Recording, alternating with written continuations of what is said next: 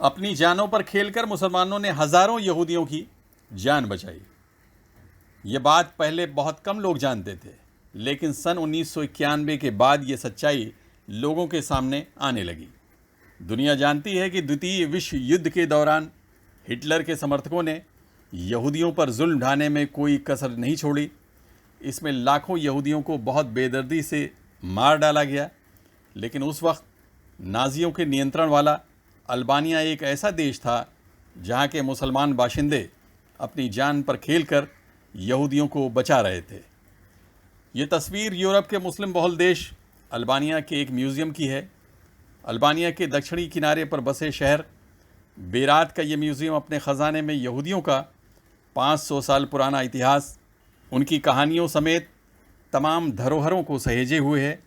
मुस्लिम देश अल्बानिया और यहूदियों के बीच का रिश्ता बेहद दिलचस्प है।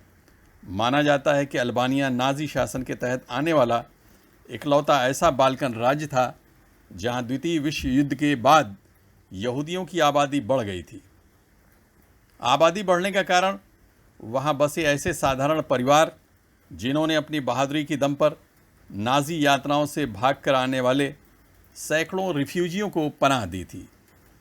साल 2018 में बेरात में खुला ये म्यूज़ियम यहूदियों के इसी संबंध की मिसाल पेश करता है। म्यूज़ियम का रखरखाव लंबे समय तक वहाँ के इतिहासकार साइमन बुर्शो करते थे, लेकिन फरवरी 2019 में साइमन की 75 साल की उम्र में मौत हो गई, जिसके चलते अब इतिहास के इन दस्तावेज़ों पर ख़तरा मंडराने लगा है। जब तक साइमन जिंदा थे वो अपनी पेंशन और छोटे मोटे दान के बल पर म्यूज़ियम का खर्चा संभाल लेते थे, लेकिन अब सवाल है कि इसे कौन संभालेगा। साइमन के इस ख़जाने से पता चलता है कि 16वीं शताब्दी में यहूदी समुदाय सबसे पहले स्पेन से बेरात आया था। इतना ही नहीं, द्वितीय विश्व युद्ध के दौरान साल 1943 में जब जर्मन प्रशासन ने अल्बानिया को अपने नियंत्रण में ले लिया, तब भी वहाँ के स्थानीय प्रशासन ने देश में छिपे यहूदियों को देने से इनकार कर दिया था।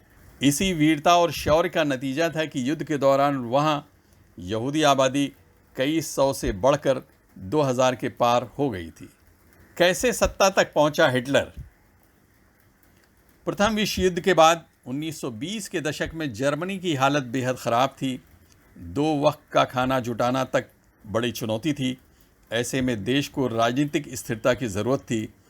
1926 के चुनाव में हिटलर की पार्टी को सिर्फ 2.6% वोट मिले, लेकिन सितंबर 1930 में हुए अगले चुनाव में उसकी पार्टी NSDAP को 18.3% वोट मिले। इसराइल के होलोकॉस्ट मेमोरियल याद वाशम के मुताबिक जर्मन कब्ज़े के दौरान अल्बानियाई सीमाओं के भीतर रहने वाले लगभग सभी यहूदियों को बचा लिया गया, सिवाय एक परिवार को छोड़कर जिसके सदस्यों को डिपोर्ट किया गया था और उसमें पिता को छोड़कर सभी की मौत हो गई थी। जब इतिहास के इस हिस्से को अल्बानिया के नागरिक समझाते हैं तो वो कहते हैं कि इसका सच बेसा में छिपा है।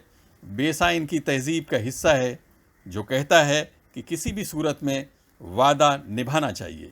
देश में आज भी धार्मिक एकता का एक समृद्ध इतिहास भी देखने को मिलता है। बेरात में आपको चर्च और मस्जिद एक दूसरे के सामने खड़े दिख जाएंगे। बेरात के म्यूज़ियम में ऐसे दर्जनों परिवारों की जानकारी दर्ज हैं जिन्होंने यहूदियों को बचाने में कोई कसर नहीं छोड़ी। इसके साथ ही तकरीबन ऐसे 600 नाम भी दर्ज हैं जो बेलग्रेड, सर्बिया और प्रिस्टीना, कोसोवो में बसे अति क्रूर नाज़ी केंद्रों से बचकर भागे थे। आज अल्बानिया में ना के बराबर यहूदी रहते हैं। देश की राजधानी तिराना में करीब 100 यहूदी ही रहते होंगे। दरअसल द्वितीय विश्व युद्ध के बाद अल्बानिया में कम्युनिस्ट शासन स्थापित हो गया और साल 1991 में जब वो टूटा तो अधिकतर यहूदी इसराइल रवाना हो गए। जब अल्बानिया में साम्यवाद का पतन हुआ तब जाकर दुनिया के सामने वहाँ के लोगों द्वारा यहूदियों को बचाए जाने वाले किस्से सामने आए। देश के इस इतिहास पर अल्बानिया गर्व महसूस करता है।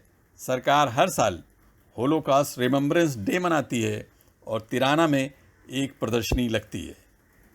इन सब के बावजूद भी साइमन बुर्शो का संग्रहालय इकलौता ऐसा ख़जाना है जो यहूदियों के इतिहास में जाकर उनसे जुड़े हर पहलू को खंगालता है। मई 2018 में खुले इस संग्रहालय को अब तक दुनिया के हजारों लोग देख चुके हैं। Abid Naqvi, press 9 news, Mumbai.